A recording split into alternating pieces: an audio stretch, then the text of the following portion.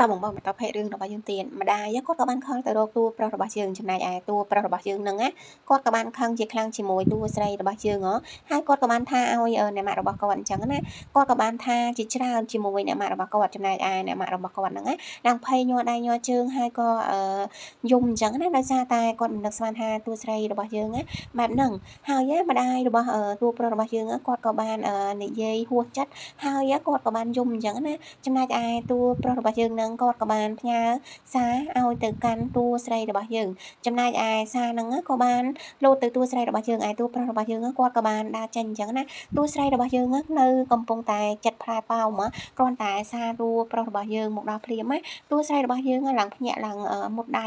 ចំណែកឯមិត្តភ័ក្តិរបស់តួស្រីថាឯងត្រូវរបួសហើយចាំខ្ញុំរុំរបួសឲ្យអញ្ចឹងណាចំណែកឯតួស្រីគាត់ក៏បានថារបួសប៉ុណ្ណឹងមិនអីទេដោយសារតែគាត់បានខឹងចិត្តជាមួយតួប្រុសរបស់យើងថាមកហើយមិនមកអញ្ចឹងណាចំណែកឯមិត្តភ័ក្តិរបស់គាត់ក៏បាននិយាយលើកទឹកចិត្តកុំឲ្យគាត់ខូចចិត្តអីអញ្ចឹងណាឯងត្រូវតែរឹងមាំឡើងចំណែកឯតួស្រីរបស់យើងគាត់ក៏បានញញឹមហើយក៏គាត់អង្អែលផ្ទៃពោះរបស់គាត់អញ្ចឹងណាធម្មតាមនុស្សដែលកំពុងតែមានផ្ទៃពោះចិត្តច្រើនហើយក៏គិតច្រើនអញ្ចឹងណាចែកដនតួស្រីហើយនិងតួប្រុសរបស់យើងគាត់ក៏បានដើរមកគ្នានៅមន្ទីរពេទ្យដោយសារតែតួប្រុសរបស់យើងគឺជាលោកគ្រូពេទ្យអញ្ចឹងណាតួប្រុសរបស់យើងក៏បានស្ទុះត្រកងតួស្រីរបស់យើងមិនឲ្យតួស្រីរបស់យើងដួលអញ្ចឹងណាហើយតួប្រុសរបស់យើងក៏សួរថានាងមករកអីចំណែកឯតួប្រុសរបស់យើងហ្នឹងគាត់សួរតួស្រីហើយគាត់ក៏បានស្រមៃឃើញការប្រយុទ្ធនោះគាត់បានទៅរកតួស្រីរបស់យើងនឹងឯងហើយគាត់ក៏បាននិយាយជាមួយតួស្រីរបស់យើងថាហេតុអីក៏មិនឃើញលោកទៅអញ្ចឹងណាចំណែកឯតួប្រុសរបស់យើងគាត់ក៏បានគិតថាក៏និយាយទៅរកតួស្រីរបស់យើងចំណែកឯតួស្រី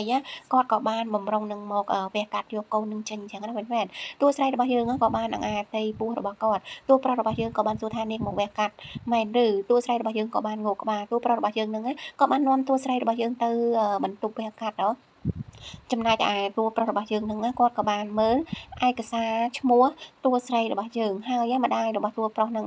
គាត់ក៏បានខលមករហូតតួប្រុសរបស់យើងគ្រាន់តែលើកហើយបាត់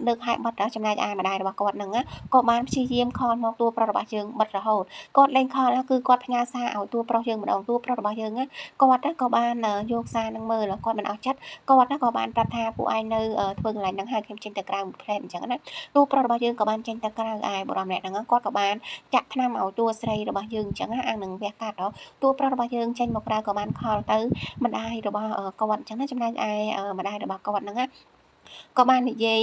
ថាតួស្រីរបស់យើងឈ្មោះស៊ីវអញ្ចឹងណាហើយតួប្រុសរបស់យើងហ្នឹងគាត់ក៏បានស្រងាក់ចិត្តគាត់ក៏បានឆ្លើយថាហាស់ជាមួយម្ដាយរបស់គាត់ថានាងឈ្មោះអីម្ដាយរបស់គាត់ហ្នឹងក៏បានប្រាប់ថានាងឈ្មោះស៊ីវឯបរោះជាតួប្រុសរបស់យើងហ្នឹងគាត់ក៏បាននឹកឃើញគាត់ឃើញឈ្មោះតួស្រីរបស់យើងគឺស៊ីវនឹងឯងហើយបរោះម្នាក់ទៀតណាគាត់បំរុងនឹងវះកាត់តួស្រីរបស់យើងហើយតួប្រុសរបស់យើងក៏បានច្រានបរោះម្នាក់នឹងចេញចំណែកឯតួប្រុសគាត់ក៏បានឈរនិយាយម្នាក់ឯងគិតម្នាក់ឯងអញ្ចឹងណាហើយបរិសម្នាក់ដែលនិយាយជាមួយតួប្រុសថ្ងៃមុនណាគាត់ក៏បាននាំប្រពន្ធរបស់គាត់ហ្នឹងមកពិនិត្យសុខភាពនៅមន្ទីរពេទ្យហ្នឹងដែរតួប្រុសរបស់យើងគាត់កំពុងតែគិតបណ្ដាគាត់ក៏បានសួរខ្លួនឯងបណ្ដាហើយក៏បានប្រាប់ថាឯងកុំធ្វើអីអញ្ចឹងណាតួប្រុសរបស់យើងគាត់ក៏បានពាក់ម៉ាស់ហើយបំរុងនឹងចេញទៅក្រៅបរិសដែលនិយាយជាមួយគាត់ថ្ងៃមុនហ្នឹងគាត់ក៏បានយកឯកសារប្រពន្ធរបស់គាត់យកមកសួរតួប្រុសរបស់យើងនឹងឯងប្រពន្ធរបស់គាត់ហ្នឹងក៏បានមកហៅថាបងអញ្ចឹងណាបុរសម្នាក់ហ្នឹងក៏បានស្ទាបបង្អែផ្ទៃពោះរបស់នារីម្នាក់ហ្នឹងចំណែកឯតួប្រុសរបស់យើងក៏បានសួរនារីហ្នឹងថានាងជាប្រពន្ធរបស់គាត់មែនតួស្រីរបស់នារីម្នាក់ហ្នឹងគាត់ក៏បានថាចាខ្ញុំគឺជាប្រពន្ធរបស់គាត់ហើយតួបុរសម្នាក់ហ្នឹងក៏បានថាអូនហើយនឹងលោកគ្រូពេទ្យហ្នឹងមានទំនាក់ទំនងអីនឹងគ្នាប្រពន្ធរបស់គាត់ក៏បានវាយក្បាលបុរសម្នាក់ហ្នឹងថាខ្ញុំមានទំនាក់ទំនងអីជាមួយលោកគ្រូពេទ្យហ្នឹងទេហើយតួប្រុសរបស់យើងគាត់សួរទៅបុរសម្នាក់ហ្នឹងជាច្រើនចំណែកឯស្ត្រីម្នាក់ហ្នឹងមើលទៅគាត់រៀងភ្ញាក់ផ្អើលហើយក៏គាត់ចង្អុលទៅលោកគ្រូពេទ្យហ្នឹងតួស្រីរបស់យើង